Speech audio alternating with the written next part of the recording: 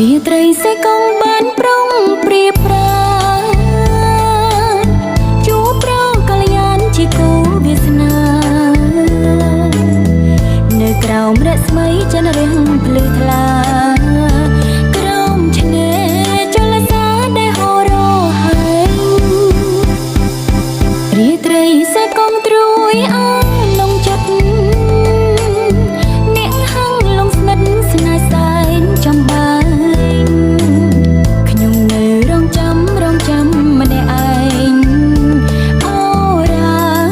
ចំបែងអូនរែងទុំតឹងជំនោរត្រជាក់ធ្លាក់មកដល់